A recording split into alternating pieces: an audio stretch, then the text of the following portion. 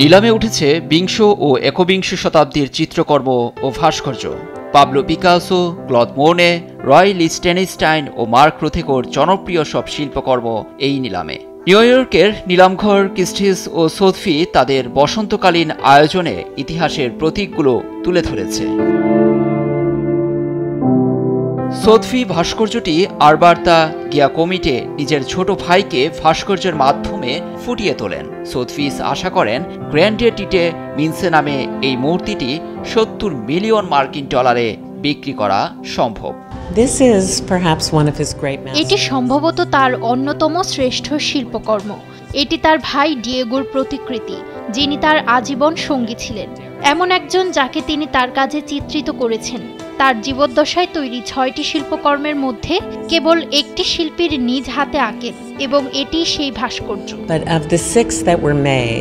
এদিকে ক্রিস্টিস তাদের ২১ শতকের বিকৃত মিস জানুয়ারি নামের চিত্রকর্ম প্রকাশ করেছে, যার মূল্য প্রায় ১৮ মিলিয়ন মার্কিন ডলার। ক্রিস্টিসের ডেপুটি চেয়ারম্যান সারা ফ্রিডল্যান্ডার বলেন, ১৯৯৭ সালে চিত্রশিল্পী ডুমাসের আঁকা চিত্রকর্মটি নারী শিল্পীদের মধ্যে সবচেয়ে দামি চিত্রকর্ম হিসেবে বিক্রি হবে। এছাড়াও পাবলো পিকাসোর আঁকা একটি চিত্রের মূল্য দাঁড়িয়েছে ৩০ মিলিয়ন ডলারে। এমনকি ক্লদ মোনের শিল্পটির আনুমানিক মূল্য নির্ধারণ করা হয়েছে ৫০ মিলিয়ন মার্কিন ডলার।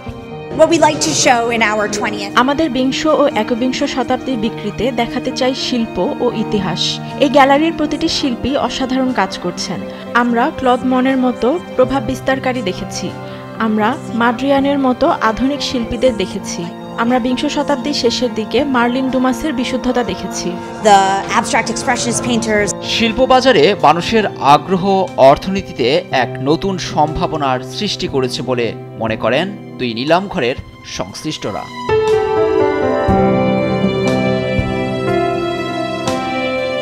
নিউজ ডেস্ক, দেশ টিভি।